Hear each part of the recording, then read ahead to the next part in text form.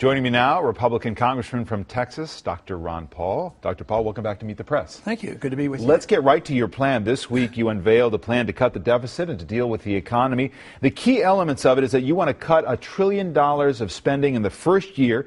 To do that, you would eliminate 5 cabinet departments: energy, housing and urban development, commerce, interior, and education. On Monday in Las Vegas, you unveiled the plan, and this is what you said about it. I have a personal conviction that this will not hurt anybody. You cut government spending, that goes back to you. How is that possible that a draconian cut like this would not hurt anybody, particularly in this economy? Because we have to take this money from the economy, and the politicians get to spend it. So that's a negative. It hurts the economy. After World War II, we cut spending by 60% and cut taxes. 10 million people came home. And all the money in the expenditures went back to the people, and that was finally, we got over the Depression by having these draconian cuts. But you have the education system in the state that it's in with big federal contributions now, nuclear energy safeguards after what happened in Japan, environmental protections. Nobody gets hurt under President Paul's plan?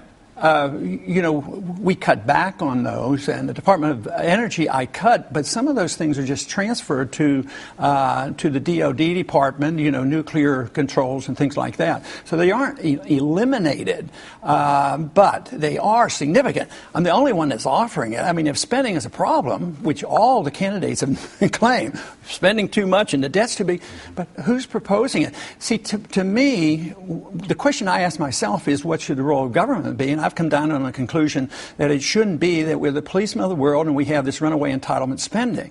So therefore, if the role of government is the constitutional approach, you can't keep spending like this, because now we face this worldwide crisis of sovereign debt. That's our big problem, but you can't deal with that unless you cut spending. The Fed chief has said to focus so exclusively on debt reduction as you would do could harm our prospects of reviving economic growth. I just used a perfect example. By draconian cuts after World War II, it stimulated the economy because the resources aren't diminished. The resources are put back into the economy, and the people spend the money. But now all we do is give them debt. We tax, we borrow, and then we inflate, and then we distort the economy, so we destroy the production because the government takes over the economy, and that's the negative. As you well know, you have a lot of support among young people. That's right. They're borrowing to pay for college at record levels. Would you abolish all federal student aid? Eventually, but my program doesn't do it. There's a transition in this. But that's your ultimate aim. Yes, because there's no authority to do this. And just think of all this willingness to want to help every student get a college education. So they're $1 trillion in debt. We don't have any jobs for them. The quality of education has gone down, so it's a failed program. I went to school when we had none of those. I could work my way through college and medical school because it wasn't so expensive. So when you run up debt, you print money, cost goes up in the areas that the government gets involved in, education and medical care and housing. So it's artificial and distorts the economy. So we have to look at the business cycle and the inflation, so it doesn't help the people. All this housing programs, they end up losing their jobs and losing their houses.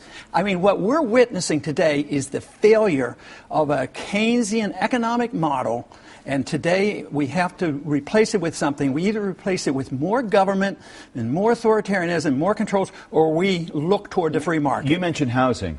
You would like to get the federal government out of housing completely. And right now, the mortgage giants, Fannie Mae and Freddie Mac, guarantee 90% of the mortgages in this country. So you'd get rid of the government's role. Sure. The government's always had a role in housing. No, they haven't always had a role in housing. They created the monster. I mean, first the Fed creates the money, and then you have Congress get involved and say, you do this, this, and this, and then it becomes corrupt. They get involved in the derivatives business, and who gets bailed out? They got bailed out. So, no, it's a distortion of the market. You don't eliminate... But play that through, Dr. Paul, because it's really quite jarring. There is no private market right now for mortgages. Oh, no, that's not true. Are you going to wind down these companies? Who would buy them?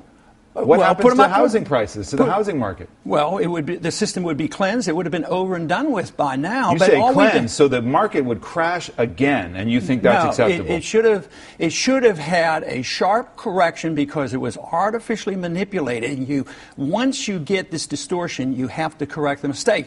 So you do what we did in 1921. You allow the correction to occur in 1 year, and you go back to work. If you keep transferring the debt from the private owners or the pseudo-private owners, the Fannie Mae's and the Freddie Macs that participated in the bankruptcy, you bail them out and you bail out the banks and you bail out the Wall Streeters, you dump all this debt on the people. Let me ask you a couple things about foreign policy. Iraq. You don't actually believe that troops will ultimately come out of Iraq, do you? Oh, no, I don't. We'll change their names. I mean, we're going to have, they've already admitted there'll be 15,000, but, you know, they've morphed the private sector with the military, the CIA and contractors. It's a mixture. But there's going to be 15,000 in the armed camp, you know, the fortress, the embassy, the biggest embassy in the world. Al-Sadr, who is the champion of national sovereignty for Iraq, he says that is still occupation, and occupation is the key word for why we should look out. There's a civil war going on in northern Iraq. The Turks have already put troops into Iraq. Turks are now allying with the Iranians because there's civil strife up there. That is a consequence. The Christians have been run out of Iraq. And ironically, there were no Al-Qaeda in Iraq. They're there now. So there's nothing but chaos. We are going to have a military presence there, undoubtedly. Under President Paul, Osama bin Laden would likely still be alive. So would Muammar Gaddafi. No, I think that's wrong. You would have ordered the kill on bin Laden? I voted for it. I voted for the authority. But I thought shortly thereafter, they didn't go after him. We had him trapped at Tora Bora. And we should have had him there. We shouldn't have gone in the nation building. We dropped the ball. We went in and started a war in Iraq. But you supported the effort then to get him? Oh, absolutely. I voted for it. But it should have been done, you know, in 3 months or 2 months. But also, when it started lingering, I argued against occupation, against the war, and I reintroduced the notion of a letter of marque and reprisal and targeting one individual rather than saying we're going to declare war against the world. And now we're in all these countries, and it's an endless fight, and there's no end in sight. You actually, in October at the Press Club, described our foreign policy this way. I'll show it for you. We have crossed that barrier from republic to dictatorship, to tyranny, to empire. To empire. If you look at what happened in Libya, do you believe that the United States has a moral responsibility to deal with humanitarian crisis anywhere in the world? No, only voluntarily. We don't have authority in the Constitution to get involved in internal affairs or get involved in entangling alliances. The Constitution doesn't give you the authority. They get us into more trouble. They undermine our national defense, and they cause a lot of trouble. If you want to do it voluntarily and get involved, you can volunteer and go over there and don't send your money. But I don't, as a president, have the authority to go. If our national security is threatened, then you do it properly. This president now has gone in there on his own. He has flaunted the responsibility to go to the Congress. He doesn't get permission. And we went over, that wouldn't have happened without our money and our drones and our missiles and all, and it happened. So we're responsible for the chaos. Do you think the drone war that this administration is waging is illegal? Yes, it is. It's illegal under international law, and there's no authority in our Constitution that we can just willy-nilly drop bombs on anybody that we want. We kill innocent people this way. Why do you think people hate us? Because there's so much collateral damage. You see, oh, this is a bad guy. We'll drop a bomb on him and kill him. Well, we might hit him, we might miss him, we might hit another car, and then you kill 10 other people. What would we do if they did that to us, David? We would be a little upset if China did that to us, wouldn't we? You said in 2000 that the prospect of Iran attacking Israel was like the prospect that it would invade Mars. Well, I didn't use those words, but essentially that might be... Right. No, you actually did. I looked at the transcript. Yeah. Okay. And the reality is that the biggest existential threat that Israel faces is from Iran. If Iran attacked Israel, would the United States under President Paul intervene? They wouldn't need to. Israel has 300 nuclear weapons and missiles. The odds are so remote. Iran can't even make enough gasoline for themselves. They have to import gasoline. So they don't have intercontinental ballistic missiles. They don't have a nuclear weapon. There's a big discussion going on how far along they are. And I was in the service and lived through the 60s. The Soviets had 30,000 of them, and they were going to bury us. And we survived that. So for us to plan to go to war against Iran under these conditions scares a lot of Americans. It certainly scares the young people of the world, the people I talk to, because they're going to bear this burden financially, and also they may be required to fight these wars that are unnecessary and unconstitutional. Let me ask you about the role of government. You've said about taxation, in a way that doesn't mince his words, the following: taxation is immoral. You're told the Libertarian Party News. Would you scrap the tax code altogether? That'd be a pretty good idea, a pretty good start. I can qualify it if I'm allowed. Taxation is theft. When you take money from one group to give it to another, when you transfer the wealth. Now, taxation could be accomplished with user fees and, highway fees and gasoline taxes and import taxes. But the income tax is based on the assumption that the government owns you, owns all your income, and provides the conditions on which they allow you to keep a certain percentage. That, to me, is immoral, and the founders didn't like it. That's why the Constitution had to be amended in 1913. Social Security, you talk in your plan about allowing young people to opt out. Is your ultimate goal that Social Security should go away?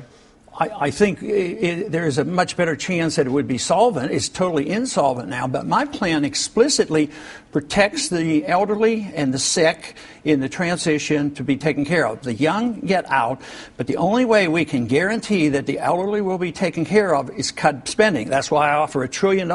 So the elderly now are reassured. Well, he's serious. He's not going to waste all this money overseas and all this foreign aid. So you cut benefits? No. Eventually, would you have to do that? Not if young people are opting out and not paying in. I would balance the budget. There would be no inflation, no reason for increase in cost of living increase. And in time, I think you could raise this age. Mine was 25 and under, but it should. The only complaint I've gotten so far is somebody came up to me. He says, "I'm 26. Why don't you let me get out?" And I think that's what the move will be, because they want people want to assume responsibility for themselves. Let me ask you about politics in this primary fight. You said you were disgusted by some of the debates that you've been engaged in now. What's turned you off? Well, I guess it's the uselessness of some of this rhetoric. I mean, arguing over who mows Mitt Romney's lawn? I mean, in the midst of a crisis, a sovereign debt worldwide crisis, the biggest in the history of the world, and the financial system of the world is about to collapse. We're about to have another devaluation of not our currency, but our credit rating. This is serious, and no control in the spending. We're going to have to get a hand on this. We have to quit worrying about who's mowing Mitt Romney's yard. You wrote in your book, Liberty Defined, about the fact that politics doesn't really offer a lot of choices. This is what you said. When it comes to any significant differences on foreign policy, economic intervention, the Federal Reserve, a strong executive branch, a welfareism mixed with corporatism, both parties are very much alike. The major arguments in hotly contested presidential races are mostly for public consumption to convince the people they actually have a choice. Are you saying that if Mitt Romney is the nominee, there's no choice between him and President Obama for voters next fall? Well, you could probably figure out some choices, but you have to figure out which position that we're looking at with Mitt Romney. It changes. But my point is, would there be a change in foreign policy? No, there would not be. Would either one of them work on a true audit of the Fed and a change in monetary policy that the Federal Reserve can't monetize debt? No. Would they address the entitlement system? Would they ever address either one? That we should have concern about our debt and cut something like $1 trillion because we're on the road to fiscal insanity and a breakdown of the world financial market? No, there would not be a significant difference between the two, although on the edges maybe. I think Mitt Romney now is probably very sincere about his right to life issue, and probably on the tax issues there would be some differences. But the big issues, the big policies, regardless, I mean, Obama was elected elected as a peace candidate and expanded the war, and he goes into war without even congressional approval. I mean, when the Republicans get in and they're against regulations, they give you no child left behind prescription drug programs and Sarbanes-Oxley. So no, the regulatory system, the spending, the deficits, the printing of money, they stay the same. And that's what the streets are telling us. Whether it's the occupiers or whether it's the Tea Party people, they're saying enough is enough. They want some changes, and that's what they're looking for.